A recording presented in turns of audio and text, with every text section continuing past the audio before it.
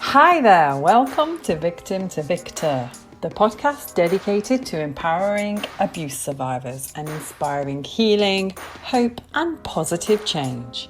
I'm Verma, a published author, and in every episode, I'll sit down with a guest and embark on an insightful conversation about trauma, as well as practical strategies to start the healing process. So let's get started. I hope you enjoy the show.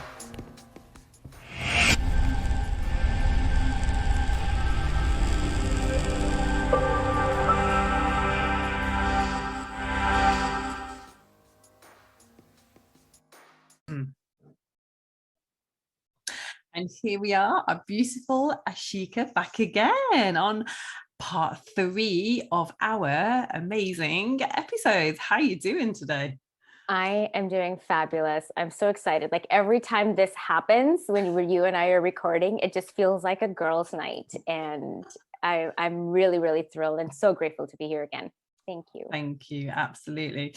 And for those of you who may not have caught the episodes before, myself and Ashika have done a couple of episodes already on having a relationship with yourself, and there was one on nutrition. So please do check them out. I will be adding a link in this episode in the description box as well for you guys. But today's special episode is on female entrepreneurship. We're going to be looking at the obstacles that females may have to overcome when they're looking to start their own business. And we're going to be looking at what might be holding you back. But it'd be great to start off, Ashika, with your own journey of entrepreneurship and how you got into what you're doing now. Yeah, that's like a big breath of a big aha and, a big breath in. How I got into entrepreneurship was, it was a journey, because it's almost like I continued stumbling upon the next chapter as I was growing. Ultimately, my mission is to serve women in their growth and in their health journey, and for them to overcome their own obstacles by learning from the tools that have worked for me. So I always knew everything that I had gone through in my previous marriage, and my mindset, developing my mindset into, at one point telling myself that if I couldn't be anything, I would be a good mother, and let that be it. So really letting go of my own judgment, understanding my own fears in not to be afraid of fear, but to use it as fuel, because we don't want to have a negative outlook on fear. No. Mm-hmm. Right. So we want to use it as a fuel. So it was really like every time I fell, I learned a new lesson. So my greatest lessons came from my greatest failures. Wow. Yeah. And again, even that is quite inspiring, because a lot of people see failure as being a loser. So I love that, you see it as something positive, as an opportunity to grow and to learn. Yes. And we do. Like I just say, bring on the failure, because every time I encounter failure, I'm like, yes, I've grown. Yes. Yeah. Right. Yeah. It teaches us something. But here's the thing, it's easier said than done.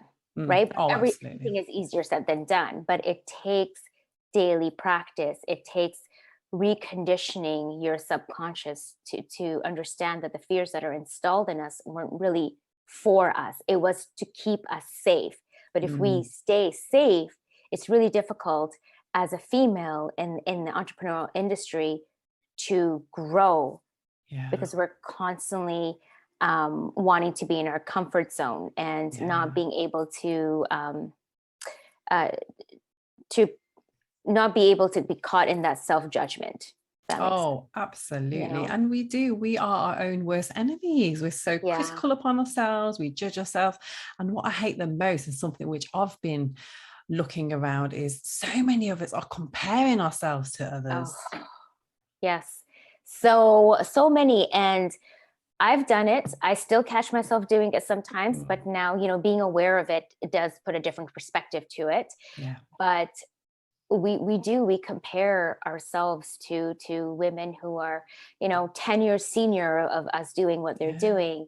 And what I found really interesting is, and this is where I've learned to flip the switch, is that if you catch yourself comparing yourself to somebody, understand and learn their journey, understand and ask questions, because we get very intimidated by that too.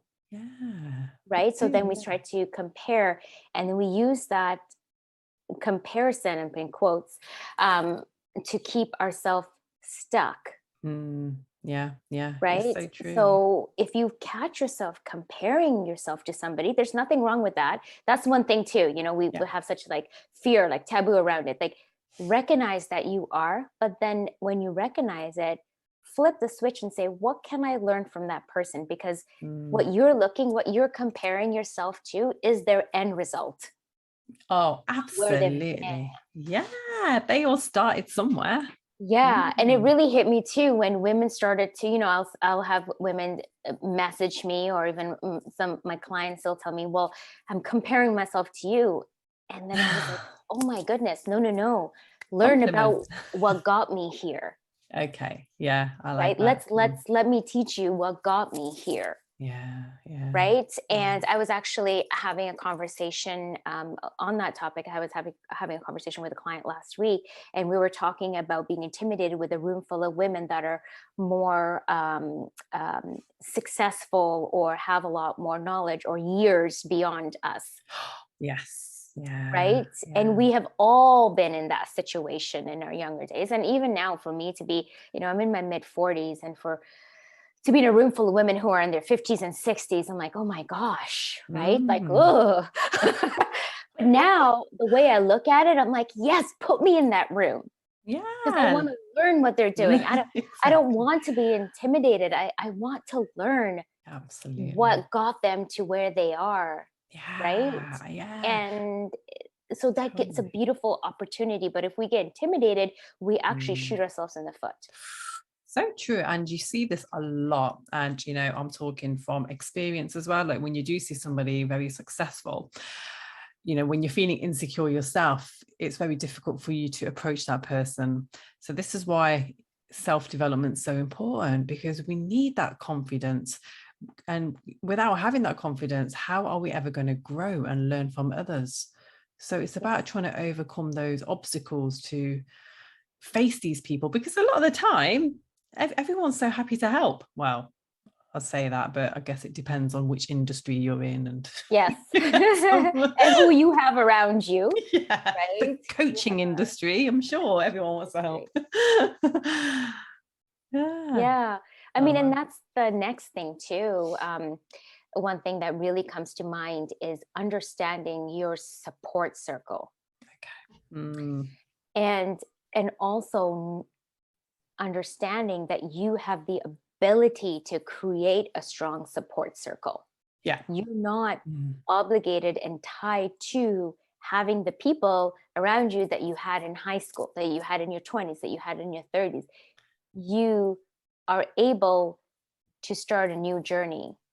Yeah. Right. And have people support you that are going to support you up that mountain. I always say that, I don't know if there was another podcast I was on, we were talking about this, but I'll share it here as well. As 10 years ago, I read this book by, of all people, Steve Harvey.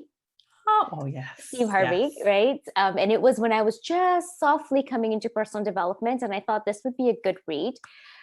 I learned something so valuable in there that I still up to this day teach to other women and try to remember myself. The book was called Act Like a Success, Think Like a Success, and it was for women.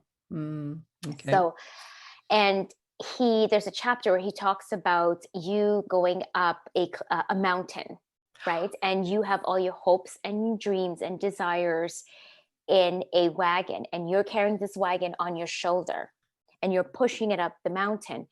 Everybody that's closest in your life, there are two types of people. One, the ones that sit in your wagon and you have to pull them up with you. And two, the ones that are going to be pushing your wagon behind you. Ah, okay. Okay. And it was just like a light bulb went on for me. I'm like, wow, I want people that are helping me push my wagon, and I'm doing the same for them, because it goes both ways, Yeah, right? It's not a absolutely. one-sided journey. It goes both ways. Hmm. And from then on, I started to reevaluate relationships in my life that were helpful, or the ones that were the ones that were keeping me from getting to where I need to be in my Yeah. life to serve. Okay. And with decades of privacy, decades, oh my gosh. It has been Yes, 2 decades. It is, right? With decades of practice, it's like, I've mastered it, but Mm. sometimes it still can be a little difficult to say, well, I'm sorry that this is not serving me, Oh, right? Or our absolutely. relationship is not serving. Nothing wrong with the two people, but Mm. it's you're creating that circle. So that's just a brilliant way, I find, of assessing people in your life. Yeah, I like that. Oh, absolutely. And yeah, and I always, because I guess my quote is, make sure you're around people who lift you up rather than drag you down, which is the same scenario, basically. So that's what you're describing. Mhm.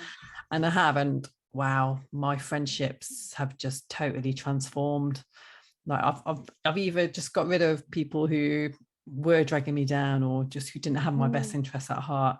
And what I've done is I've invested more in those who lift me up, because I lift them up too, and I love it. Yeah, I love that. Right. It's just in our nature. I feel that, us empaths, the ones who really Mhm. care about other people's feelings, we need to be surrounded by other empaths, because it's just so easy. And I've done it. I know you've done it in previous relationships, where we found people who have just tried to steal that energy, that try to suck our soul away from us, Yes. energy vampires. Yeah. And it's about understanding and having that awareness, and just having that ability to see people for who they really are. And Mhm. that takes decades of self-development.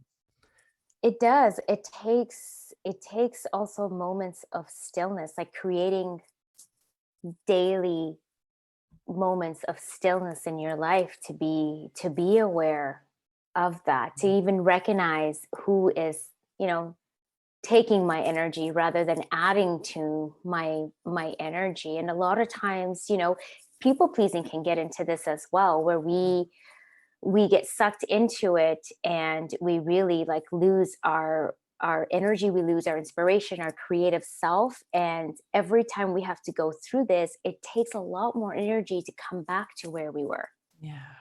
Yeah. right? It does. So I find that reevaluating relationships is so Mm. important in every chapter of Yeah. your life, whether it's personal, career, right? Like Business, it's absolutely. it's it's so important. But yeah, practicing stillness and incorporating meditation. Yeah. Hmm. Absolutely. And again, Yeah. I think a lot of people just think meditation's when you have to sit there and chant with your legs crossed, but it's not, is it? I No. find meditation when I go out in nature for a Yes. walk. I love Yes. that. To me, that's my meditation. Like you said, just going up, lying in your bed, closing your eyes for a while, Hmm. Hmm. stillness, just not having any TV on, and just Yeah. really, going in and just letting your thoughts flow, and seeing what comes up, because I find that it's in that moments of like stillness where all your inspiration comes and your creativity. Yes. And that it is. I mean, practicing meditation, you have to be in a meditative state, and that there's no cookie cutter way of saying, okay, you have to be sitting in a certain location to be in a meditative state. Like you said, going for a walk, like I feel like in a meditative state when I'm running, where I'm in my thoughts, I'm so present. And Mm. most of my creative um, um, like creations that I've used within my business have come from thoughts that have come up when I've been running, Wow. Yeah. right? Because Yeah. it's what Yeah. lights your heart on fire, but it's also that moments of stillness. And for some people, yes, there's some days I will sit still, and I have a meditation nook that I've created for myself, and I practice that art of meditation, Mhm. right? And thoughts will come, thoughts will go, right? Yeah. Especially like as an entrepreneur, like female entrepreneur, you have so many thoughts that flow to you. You've got, your thoughts in 10 different places, and then you throw parenting in there, and then you've got, right, that's a whole like can of worms. But also to recognize that thoughts can come and thoughts can go, right? Absolutely. There's no expectation. Yeah, there isn't, exactly. Yeah, and I guess what I've realized is that, with self-awareness, and, ascension or transition to, like spirituality, I found that thoughts become so much more positive. I remember the days when they were just so dark and, they're definitely thoughts, horrible thoughts. And then suddenly, like now, they're just beautiful thoughts, of Yes. abundance and joy. Yeah. And and I know, for a lot of my listeners out there who might be looking to, probably work more on the spiritual practice, then, meditation is a great way for that. Yeah, absolutely. That's one of the biggest things that we've been talking about in my mentorship program right now is, there's the art of doing business and marketing, right? Yeah. Which is pretty much learning the ABCs of it. Mm-hmm.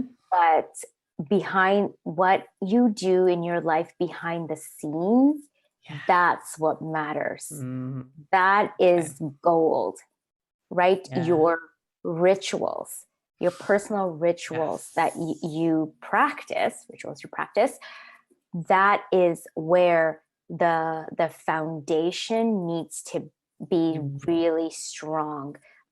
If it's meditation, if it's practicing meditation, if it's going for walks, like you were mentioning, or running, it's journaling. It can be even getting up and turning on some peaceful music in the morning and lighting candles. Like what I do is the minute I get up, I, of course, I'll go and get my coffee. It's doing its thing. I'll go and light 2 candles, one in my yoga nook and one right next to a picture of my son and I. So I'll write 2 candles. Immediately, those are 2 things that I want in my life is love and family. Oh, beautiful. Yeah. Right. So that's my ritual. And from that fuels me. And then from there, whether I'll, work out at home or I'll go for a run or I'll go to the gym, like there's no judgment. I do what feels right, but it's a ritual. Even getting up and, while my coffee is being made, having 2 glasses of water and my probiotic, being a nutritionist, my health is my ritual. Yeah. Right. Taking my B vitamins, right now I'm taking, there's a lot of changes happening in my branding and my business right now, which I'm excited about, but I know that really gets, sometimes really like energy flowing, anxiety going, right? So I'm taking something for my adrenal glands, right? So understanding that that's a ritual, and that's all behind the scene work that you see when you see an entrepreneur. Yes, I love that. Yeah, it's not only just presenting what you do on a daily basis, but it's your behind the scenes stuff. It's your relationships that you're having, and whether they're healthy, whether you're looking after yourself. And absolutely, it's all contributing towards a much more healthier you. That's right. I mean, that's why I enjoy working with females that are entrepreneurs, because I'm helping them through chronic fatigue, blood sugar imbalance, hormone imbalance, because all of that can be very stress induced. Okay. Right. Yeah. All of that. If you are an entrepreneur, like even if you're someone who multitasks, or if you're a stay-at-home mom, it's I say stay-at-home mom, you're still an entrepreneur. Yeah. You're figuring it along, right? Like I still think that. So really, like looking at how you want to show up for yourself. So as an entrepreneur, we're here to serve. How are you going to serve if you don't, the old saying, don't put your oxygen mask on first? Yeah. Absolutely. Yeah. Right. And if you're not eating enough nutrient dense foods, how are you going to mentally and physically have energy to run a business? You will eventually run out of fuel. It's a given, and you'll hit that wall, and it's going to be very difficult if you're doing it on your own to come out. So I work with prevention and also coming out of burnout and energy too, because you really have to understand, yes, we are of service, but we are of service to ourselves first. Absolutely. Yeah, I love that. And I wanted to kind of delve more into the obstacles that you faced going into your business. As a woman, obviously now there's so many more women entrepreneurs out there, but Yes. I don't know, Millions of us out there. Yeah, I feel we're taking all over. with a beautiful purpose. Absolutely, yeah. It'd just be good for you to kind of share, your journey, and just for those who maybe stay-at-home moms now looking for that transition, but they're just so scared because they don't know what they're going to face in the big bad world that we live in. Yes. Some things that I faced, learning who's around me to support me. So there've been, times where people have wanted to be in my life in a very supportive manner, but it's actually has been the opposite. So, there was some times where, I've lost relationships that were very close to me, and that was quite saddening. And, there was a lot of times where I felt alone, that I was fighting the world on my own as a single parent and as an entrepreneur. But then, going through the learning process of, I don't have to do this alone. I can ask for support. I am open to support. So another thing was really, I cannot stress how important learning your rituals and understanding how to ground yourself, because sometimes I found like I was all over the place. I felt very unsettled. I felt like my life was chaotic because I could not understand the uncomfortable change that was happening. Right. And there's been so many times I wanted to throw in the towel because it was difficult. It's not easy to stay connected to your purpose. Okay. We go out there and we read so many things and we read quotes and we hear people and they're like, just stay connected to your purpose. Well, it ain't that easy. Right? Yeah, absolutely. Yeah. The world just takes over. Exactly. And there was a lot of times where I was exhausted. I was tired. I was very close to burnout a lot of times, but really, and then I had to cut back. Some challenges I had was in the beginning, in order for me to create a life for myself and my son as an entrepreneur and as a mother, I really had to cut out all the necessary energy I was spending into the world. Like I was sending it into the world.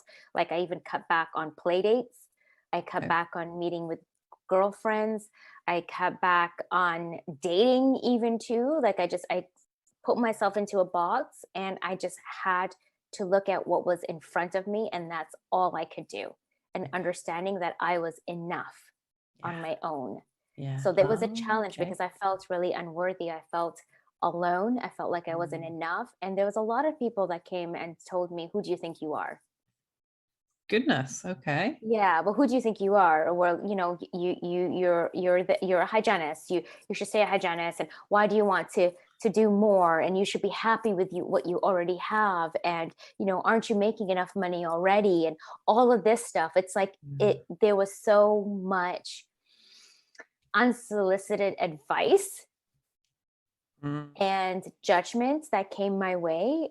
And eventually I said, I need to cut these people out of my life, because if I don't, this is going to suck me in, and it's going to put me further away from my purpose of helping women live their best life and a fulfilled life.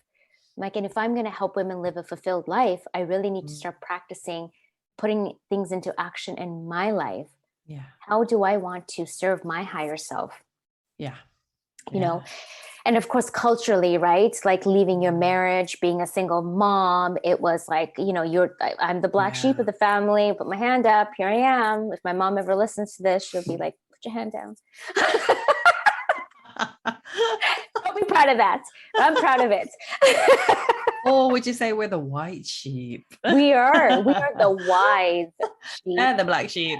Yeah, that's right. So, being that and everybody looking at you like, oh, poor you, you're a female who doesn't have a husband. And Yeah. I mean, I hate to say, but it was true. Like, people would look at me like that. And I said, no, I'm fine, guys. This is what you think. And you really need to, I had to learn to understand that their expectation of me is not my expectation of me. No. Right. And also, like, my dad, he was like, you're going to leave your job to do what online? Online? So where's your office? I'm like, Zoom. So, very old school mentality, so right? Like, he's run his business. He's a retired accountant. So, he goes to the office and, that's like A plus a day's work. Yeah. A day's work. And, but now it's like, so it's been really difficult having a relationship with my family and having them understand that, I am the first one in our family to sort of fly out and do her own thing. Break and away. So now they're on board now. They see it come to fruition. Like, they see it now, so I have their support. I feel their support, but it was very difficult the last couple of years to understand that, yes, there were some times where I said, okay, well, I am going to be on my own for this. And I remember there was times where I was so tired, I was literally crying. Like, I sit on my couch and cry. And my son would see me cry, and I didn't want to hide anything from him. And, I said, well, mom's feeling sad because this is what I'm going through. Right. And having, like, being a full-time hygienist at that time, going to school part-time, finishing my nutrition diploma, getting my certification as a coach, all of that stuff. Like, I did it still as a parent, and as I had a full-time career before as well. So it wasn't easy. And there was a lot of times I wanted to throw in the towel, and fear got to me. And I remember the first coach I ever hired, 3 weeks working with her, I called her and I said, I'm so done. Keep my money. I don't even want my money back. I'm done. I don't want to do this. This is not for me. And I'll always remember her. She's an amazing, amazing part of my journey. But she hopped on a call with me, and she's like, what you're feeling is change. You're changing. Your life is changing, and it's going to feel uncomfortable. And you have to ride it through. You got to be strong enough to see it through. Just having that support by her kept me in the game. Yeah. Right. I mean, and that's the thing, the power of female support. Wow. Yeah. And I always say this, it just takes one person to believe in you. Yeah, that's it. Wow. Yeah. And then you were empowered to continue. I love that. What a story. It's You've been through a lot. Yeah, I've been through a lot, but everything I've been through has happened for me. That old saying, everything you go through happens for you, not to you. I truly, truly believe that everything that I have gone through has happened for me, and I've asked for it. Yeah, absolutely. Yeah. Right? Absolutely. And what do you think has been your greatest lesson from all of that? Ooh. There's so many, but the first thing that comes to mind is love. Honor and love myself first. Okay. That's my greatest lesson, because of really nurturing the love I have for myself, I've been able to overcome obstacles and help other women, myself, and my son. Right. So I've left relationships because their journey hasn't been my journey. So also loving the other person enough to let them go. Oh, yes. So it all originates from love. It does, yeah. And that takes a lot of courage. Mm. And do you Yeah. find as well, one of the things that you do learn when you are an entrepreneur is to be brave, bold, courageous? Driven. I haven't actually have driven tattooed on my arm. Love it. It is to be bold, to be courageous, to have a thick skin. Yes. Yeah. Right? To have a thick skin. It's not, entrepreneurship is not for everybody. No. But it can be with the right people and support and right mindset, development of mindset.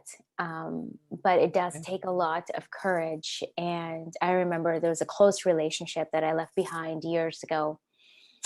And I told that person, I said, please don't hate me for leaving. And he had said, he's like, I don't hate you. What I love about you is that you're very driven. Okay. Tattooed. Love it. Tattooed. It's like literally tattooed. And every time I feel like I want to give up, I just look like, I know it's like really silly, but I look at it and I'm like, no. Yeah. I've got a symbol as to why I don't give up. Yeah. So you do require thick skin. You do require courage, support, and accountability. Like, I don't think I could have been able to do this without the support that I created for myself. That's the thing. You have the ability to create it, and with the mindset that I've developed. So it took different layers. You develop layers. Absolutely. And so just looking onto the actual business side of it as well, because, you know, in order to be an entrepreneur, you need a business. So business plan, obviously, you know, everyone needs a business plan. Yeah.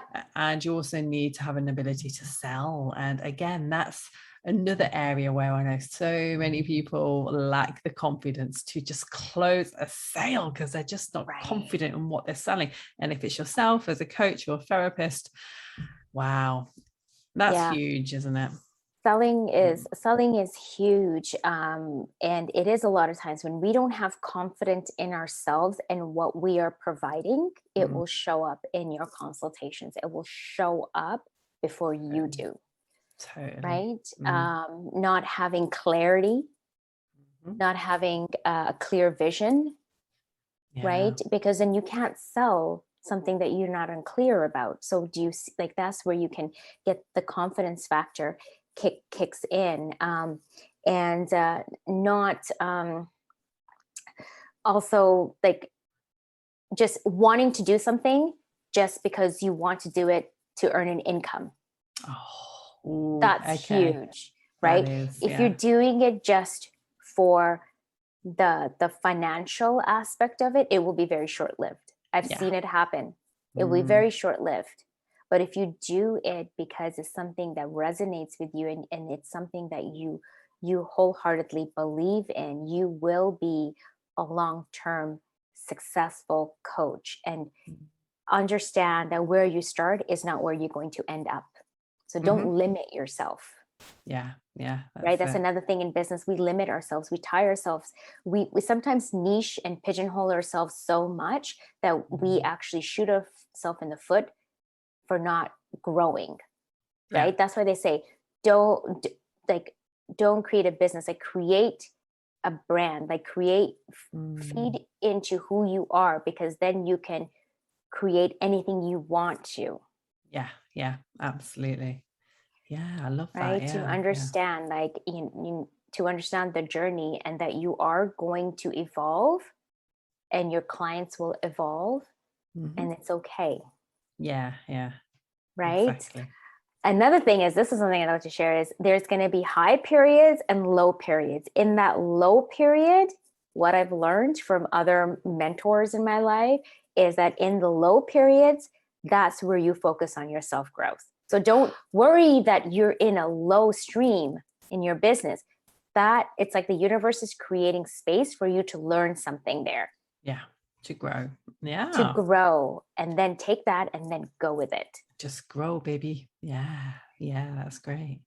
And obviously, this goes for any other business as well, for those who are digital marketers or with their online businesses and whatever you're doing out there. I guess, the same rule applies for everybody. Yeah. And on the note of social media as well, because look, gone are the days now of, billboard ads and paper ads. It's also, would you say it is all social media? I only say that because you're so great on social media. Oh, thanks. I've got a good network. I've got a good supportive network. So yes, thank you. Everything is on social media, but human connection is still important. I never want anyone to forget that. Networking and actually being present is important just as much as online networking is. And I mean, the last couple of years, yes, we have been all online because of COVID, and it's pushed us towards that. But now that the world is opening up more and more each day, it's really important to still recognize the importance of networking and human connection. And social media sometimes has such a bad rep because, there's a lot of like judgment, bullying, self-criticism. And so a lot of that is going on social media, but there is a beautiful side of social media where you can create intentionally a network and community. I think it's all intent. You have to be very intentional about what you are doing on social media. Don't worry about the likes. Don't worry about the bad comments. Focus on the good ones. Show up with intention. Show up to also learn. Like when you're in a beautiful network of women, you are learning from each other. So there's no competition. No, absolutely not. There's no competition, right? It's like you will get clients that will resonate with you as long as you know and you have clarity and intention about what you are doing. And how, of course, the marketing and the sales obviously do go into it. Right? Yeah, for sure. So, wow.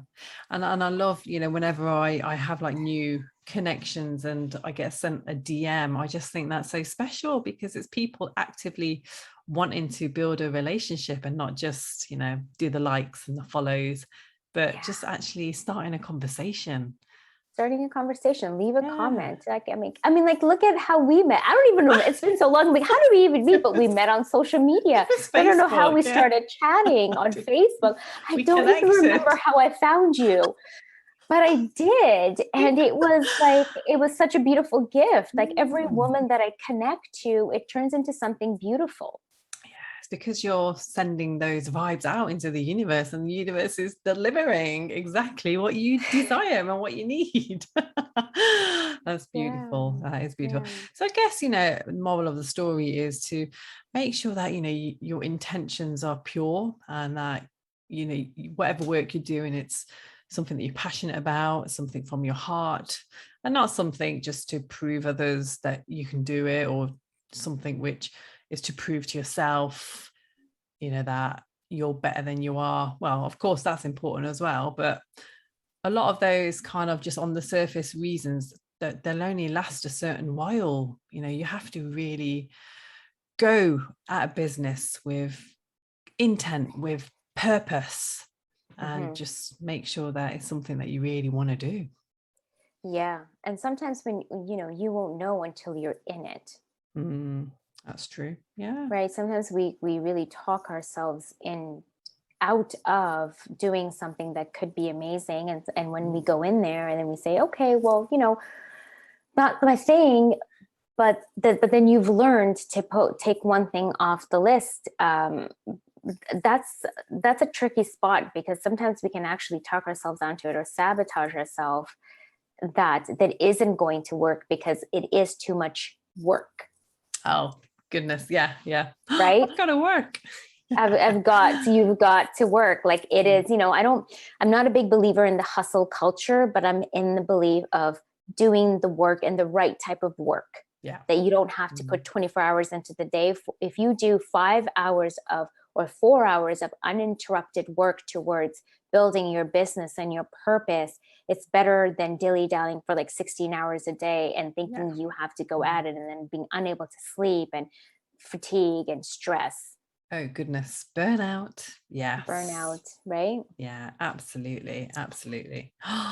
Wow. No, this has been inspiring talk. Thank you. Thank you. Thank you. Your questions are always brilliant. Our conversations are just, I mean, talking, like having talks like this, I hope it does help as many women and men. The same applies for men. We're not singling you out. Same applies for men. It's all of the same things we talked about. It happens to men as well, but women, we just vocalize it a lot more because we like to share and talk about our feelings and all of that. But men sometimes internalize it, but that's a whole another topic. But it's for both. I love that. Yeah, it will be another episode that you watch. I'm sure you will bring it. I know you will. Oh, no way. So tell us about yourself now. What is it that that you're looking forward to, and where are you today? Oh, wow. Okay. Where am I today? Well, I recently invested in a new coach, but I'm really excited. I've started working with her. So I've got some homework on my part. And I find that, in every level of your career, you do need a mentor that has been there. Yeah. Right. Mm-hmm. So I'm working on that. I've got my mentorship program where I mentor new health coaches coming into the business, or ones that, need a fresh set of eyes. So that's going really well. That's taken off. And I'm really excited that I didn't wait, but I went for it. Right. I trusted my intuitive self and I went for it. I'm still seeing private clients. I still have my group coaching. And I've got something exciting that I'm working on right now, which I'm going to be part of a female entrepreneurship collective in Vancouver and Whistler here in BC. Okay. So where I'll be working closely with another colleague of mine in the industry, and we're going to be putting together speakers. So we'll be putting on speaking engagements with other female entrepreneurs. So I'm super excited to share with them my network and learn a lot from them as well. So that's to be announced. Nice. Okay. Mm-hmm. Okay. And so yeah, definitely working on some projects. I've got my son is turning 11 soon, going on 16. So I'm trying to navigate through that. We're still a mom at the end of the day. How do I navigate through that? That's where I'm at. And I was thinking of actually starting my second book this year, but I may have to postpone that a little bit. So I can only, any one of you. So sometimes some projects need to be put on hold and some need focus. Yeah, so I love that. I am there, and I'm doing some independent consulting with other businesses too, with my other business partner in consulting. So lots happening. Oh, wow. I love that. Thank you. And of course, I'm happy to add any of your links on this description as well. Yes. Thank you so much. Yeah, it would be amazing to connect with other women in the industry that, that need support or that I can learn from. Like if you got something I need to learn, find me. All right, Ava girls. Yeah. And, so I'm on Instagram at Ashika Lessani Wellness. Nice. You can find me on Facebook. I'm on LinkedIn and my website, and you just have a beautiful way of putting all my links there. And I think I'm so grateful for you. So you can find me anywhere. Excellent. So just a few questions before we do wrap this up, guys and gals. Okay, so these are rapid fire questions if you're ready. Oh geez, this is new. Okay, hold on. Right. All right, go for it. Ding! How do you handle rejection? Put you on the spot.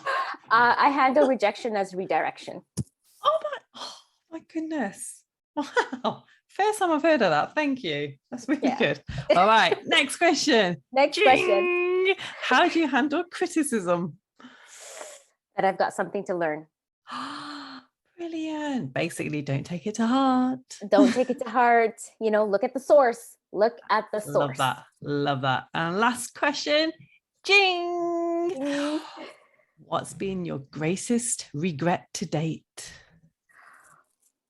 I love that you're making you laugh. Oh my goodness. Oh, you hit me hard with that. You hit me hard with that, and I think I'm going to cry for this one. Oh no, I'm so sorry. No, it's good. It's good because, it's like, again, the universe is asking me this. My greatest regret is not having a second child. Oh my goodness, really? Yeah, not having a second child. Wow. Although, some may say that I still have time and space for it. Yes. I mean, one of my friends, 49, she's just had a child. Yeah, see, there you go. But I mean, my son is 11. Turning 11 now. And I want to bring up, but that has been one of my regrets when I had the opportunity to have a child with someone, and I didn't. So that was my biggest regret. Oh, but again, you know what? Everything happens. Absolutely. For us, right? It does. You're here to serve, and again, you've got so many years on you. Ooh, so. Your questions got me sweating, girl. I know, I can tell. Oh goodness, wow, that was quite emotional. So thank you for sharing that. That's quite an intimate emotion as well. I wasn't expecting that. So thank you. Oh yeah, I know. You're so honest. It's maybe a little too honest at times, but it's it's true. And again, being in a public space, being online, it's like you have to. Yeah, man. Authenticity all the way, baby. Yeah, but it's always amazing to be here, and you have some brilliant questions, and you've got some killer podcasts. Thank you. I guess so. I'm grateful that I stumbled upon you. And for my listeners, lovely listeners out there, we have got another episode to do as well, which we pre-planned last year, which is on. Excited about it. I'm excited about it. It's going to be, are we saying what it's going to be on? Oh, yes. Yeah. It's going to be on perimenopause, the 1 day of menopause and postmenopause, and how to address symptoms and prevention. Oh, I love that. And I just love talking hormones because they're just so underrated and they dictate our whole lives, and we have to really understand our hormones. So we will be sharing our knowledge with you guys. So please bear with us, and we'll be back with that episode. Oh, wow. And again, thank you so much for coming on again today. It's been a pleasure. Thank you. Thank you so much. Always a pleasure to be here with you. Likewise. So listeners, that's all we have time for today, and it's been a pleasure to serve, and I hope you enjoyed this episode. If you have any questions, please do ask myself or Ashika on her email, or follow her socials. I'll be adding all the links. And until the next episode, stay blessed, stay empowered, and keep fighting. Thanks for tuning in to today's episode of Victim to Victor. Subscribe so you don't miss out on new episodes, and be sure to follow the podcast on socials to keep updated on what's next, and share Victim to Victor with family and friends to help grow the community and spread the positive healing energy. You may also wish to join me on the path to self-discovery and sign up to my 12-week self-empowerment plan, which will be linked below.